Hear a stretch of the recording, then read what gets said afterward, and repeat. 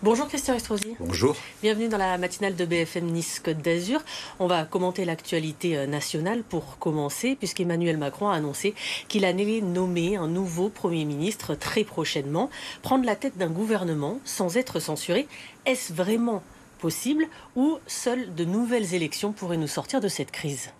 Bon, d'abord, il ne peut pas y avoir de nouvelles élections. Donc il est urgent que nous ayons un Premier ministre, un gouvernement et un budget. Aujourd'hui, vous-même, dans vos responsabilités professionnelles, êtes sans ministre, sans gouvernement, sans ministre de la Communication, et les Français sont bouleversés aujourd'hui. Tous.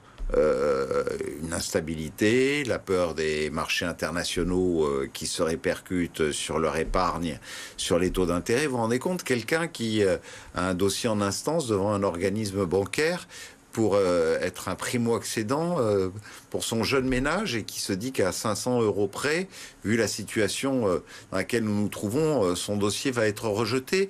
Mais en effet, on est dans une instabilité. Il y a des responsables à ça. On peut quand même parler des responsables de cette situation. D'abord, juste, on va en parler, mais sur le profil qui pourrait être choisi comme Premier ministre pour ne pas être censuré. Quel profil devrait-il avoir? Je ne sais pas si on est capable de sortir un profil qui nous conduise à ne pas être censuré. Il ne peut être qu'issu de l'arc républicain. Le mérite de ce passage du gouvernement Barnier a été celui de pouvoir enfin rapprocher tous ceux qui s'étaient un peu écartés ces dernières années. Moi, ma famille d'origine, ce sont les Républicains. Je suis le vice-président d'Horizon. On est gaulliste, hein, on est issu du même parcours politique avec Édouard Philippe, qui est la filière Juppé, moi la filière Sarkozy, et aujourd'hui nos amis des LR avec lesquels on a soutenu le gouvernement, on a soutenu ces réformes, même si certaines d'entre elles ne me convenaient pas totalement, et notamment la phase augmentation d'impôts contre laquelle j'étais. Je disais que l'État avait besoin d'un budget pour ne pas être disqualifié et discrédité. Mais il y a des responsables à cette situation. Il faut quand même en parler. On est dans un débat politique. Pourquoi nous sommes dans cette situation? Nous sommes dans cette situation parce que des électeurs ont été cocufiés au moment des élections législatives, de la dissolution manquée de Macron, qui était ça veut dire quoi? Une très grave erreur de la part de Macron, une de plus, au mois de juin dernier. Quand vous dites, bon, j'ai envie de sanctionner Macron, après tout, une très grave erreur. Oui, c'est une grave erreur d'avoir dissous l'Assemblée nationale. C'était pas le moment. On avait les Jeux Olympiques, nous avions des perspectives, et on pouvait parfaitement continuer encore comme ça, quitte à dissoudre même à l'automne, et avoir ainsi 6 mois qui nous permettent de travailler dans de bonnes conditions. Aujourd'hui, c'est le chaos, c'est l'instabilité, et nous avons des saboteurs en chef qui sont ces saboteurs Marine Le Pen, qui sont Éric Ciotti, qui sont Jordan Bardella, qui, avec l'extrême droite, ont décidé de voter, vous vous rendez compte, une motion de censure de LFI écrite par Mélenchon et Rima Hassan. C'est-à-dire des gens qui veulent casser du flic, des gens qui aujourd'hui veulent supprimer l'apologie du terrorisme, qui sont des islamo-gauchistes. Ce sont ceux-là qu'ils ont soutenus pour se regrouper et mettre la France dans le chaos. Vous vous rendez compte? Je parle aux agriculteurs. Est-ce que je peux dire un mot des agriculteurs? Je voudrais juste faire réagir sur ce que vous dites et après je vous laisse parler sur les agriculteurs. En quoi est-ce scandaleux qu'ils aient utilisé un outil constitutionnel qui est là, qui est prévu, et là c'était pour s'opposer au budget?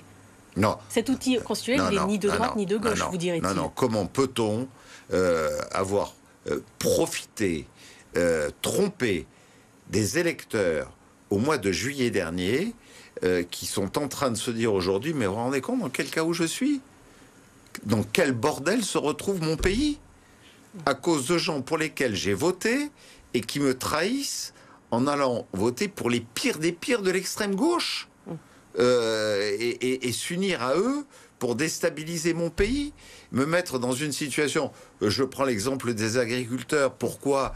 Parce que Madame Ursula von der Leyen, la présidente de l'Union européenne, a profité de la minute même où nous n'avons plus eu de gouvernement et où nous n'avions plus une voix pour faire entendre la France au sein des institutions européennes, pour prendre son avion, aller au Brésil, signer le Mercosur, et alors que nous sommes face à des agriculteurs qui n'arrivent plus à vivre de leur métier et auxquels avaient été faits dans le budget proposé par Michel Barnier des promesses pour leur permettre de retrouver un niveau de vie et des conditions de travail acceptables, qui se retrouvent sur la paille ce matin.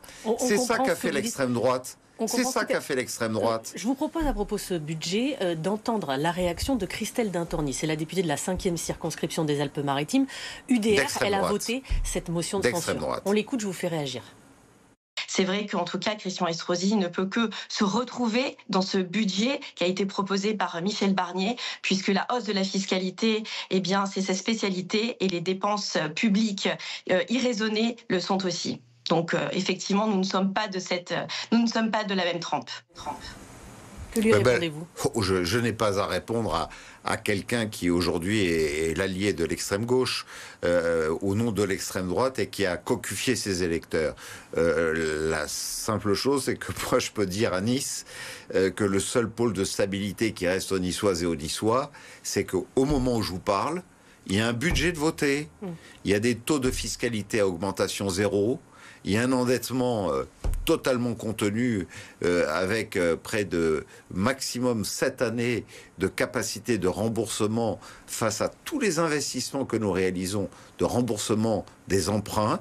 Donc ça, c'est intéressant ce que vous dites. La situation au niveau national ne va pas avoir d'impact au niveau local, en tout cas pour Nice. En tout cas pour Nice, puisque je vois que nous sommes la seule grande collectivité... Les impôts ne vont pas augmenter à Nice, par exemple. Certains Azuréens peuvent s'en inquiéter. Ça, c'est absolument pas le cas. Mais je ne sais pas si vous avez suivi l'actualité, mais enfin... Légèrement. Ça fait un mois que vous avez peut-être suivi le fait que nous avons déjà voté une augmentation zéro à la fois des taxes et de la fiscalité locale. Zéro à la ville, zéro à la métropole, c'était la semaine dernière.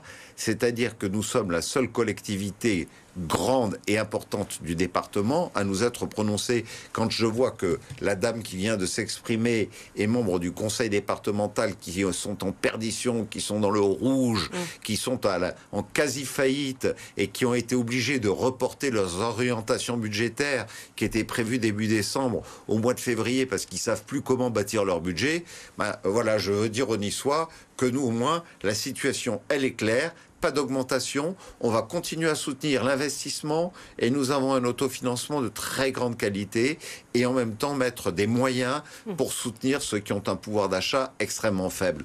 C'est toute la différence entre ceux qui se comportent comme des pitres à l'Assemblée nationale et la réalité d'élus locaux, et il y en a de nombreux dans notre pays qui sont des gens raisonnables. Au fond, le seul pôle de stabilité qui reste, c'est quoi? C'est Jean-Luc Houdinque à Toulouse, c'est Michel Lutz à Mulhouse, c'est Arnaud Robinet à Reims. Ce sont les grands élus locaux qui sont raisonnables. Un sujet qui vous tient à cœur, qui est important. Le ministre délégué à la sécurité du quotidien devait se rendre sur la Côte d'Azur, évidemment, en raison de la situation politique. Il n'est plus là, je le regrette, parce qu'il aurait été un bon ministre.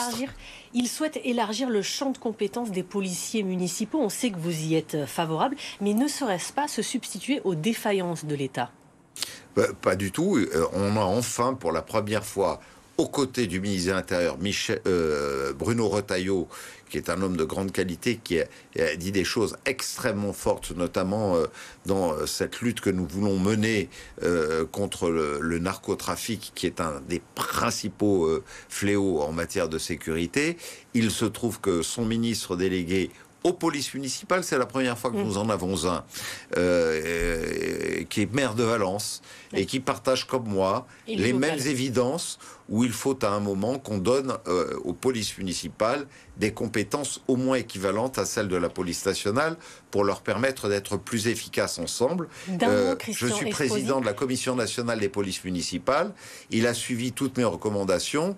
Je regrette qu'aujourd'hui, nous n'ayons plus de gouvernement à cause de l'extrême droite, qui nous permettent de donner des moyens aux policiers municipaux. Si cela est repris, si ça passe, cette proposition de loi avec le nouveau gouvernement, envisagerez-vous d'augmenter le salaire des policiers municipaux à Nice d'un mot, puisque leurs prérogatives pourraient augmenter? Mais aujourd'hui, ils sont soumis aux règles de la fonction publique territoriale, donc ils sont payés au maximum à Nice. Et ce qui est scandaleux, c'est que ce que je leur verse en heures supplémentaires ne puisse pas être comptabilisé, par exemple, dans les retraites qu'ils touchent, contrairement aux pompiers. Donc oui, je veux qu'on puisse, pour les catégories C, les catégories B, à minima, augmenter la rémunération des policiers municipaux qui n'est pas au même niveau